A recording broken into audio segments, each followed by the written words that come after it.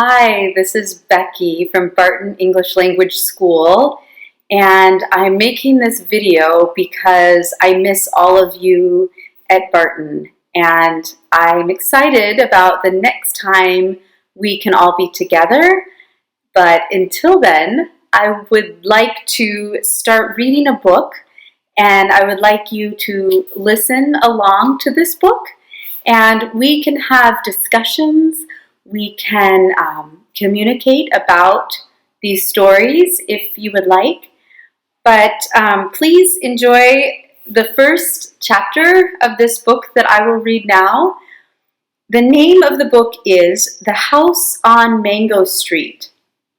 And this book is about a young woman who is living in Chicago, and she's just describing her life a little bit. The author is Sandra Cisneros, and her writing is so beautiful. It's so poetic. And I hope you enjoy the first chapter of this book. The first chapter is also called The House on Mango Street. We didn't always live on Mango Street. Before that, we lived on Loomis, on the third floor. And before that, we lived on Keeler. Before Keeler, it was Paulina. And before that, I can't remember. But what I remember most is moving a lot. Each time, it seemed there'd be one more of us.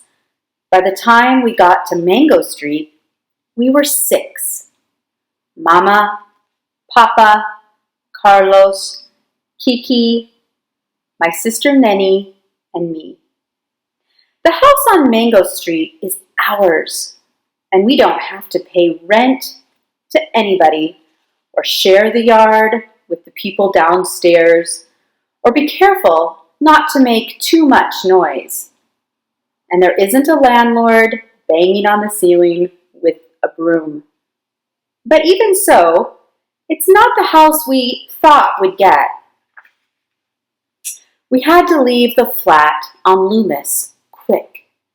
The water pipes broke, and the landlord wouldn't fix them because the house was too old. We had to leave fast. We were using the washroom next door and carrying water over in empty milk gallons. That's why Mama and Papa looked for a house. And that's why we moved into the house on Mango Street, far away on the other side of town. They always told us that one day we would move into a house, a real house that would be ours for always, so we wouldn't have to move each year. And our house would have running water and pipes that worked. And inside it would have real stairs, not hallway stairs, but stairs inside, like the houses on TV. And would have a basement and at least 3 washrooms, so when we took a bath, we wouldn't have to tell anybody. Our house would be white with trees around it, a great big yard and grass growing without a fence. This was the house Papa talked about when he held a lottery ticket. And this was the house Mama dreamed up in the stories she told us before we went to bed. But the house on Mango Street is not the way they told it at all. It's small and red, with tight steps in front and windows so small you'd think they were holding their breath. Bricks are crumbling in places, and the front door is so swollen you have to push hard to get in. There's no front yard, only 4 little elms the city planted by the curb.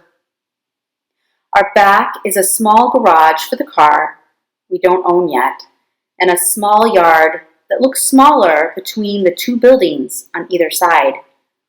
There are stairs in our house, But they're ordinary hallway stairs, and the house has only one washroom. Everybody has to share a bedroom. Mama, Papa, Carlos, and Kiki and me, and Nenny. Once, when we were living on Loomis, a nun from my school passed by and saw me playing out in front. The laundromat downstairs had been boarded up because it had been robbed 2 days before, and the owner had painted on the wood, "Yes, we're open," so as not to lose business. "Where do you live?" she asked. "There," I said, pointing up to the 3rd floor. "You live there?" "There." I had to look to where she pointed, the 3rd floor. The paint peeling, the wooden bars. Papa had nailed on the window so we wouldn't fall out. "You live there?" The way she said it made me feel like nothing.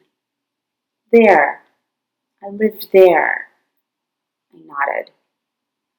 I knew then I had to have a house, a real house, one I could point to. But this isn't it. The house on Mango Street isn't it. For the time being, Mama says, temporary, says Papa. But I know how those things go. Thank you for listening to the first chapter in The House on Mango Street by Sandra Cisneros. I will read another chapter another day. I hope you have a good week. Bye.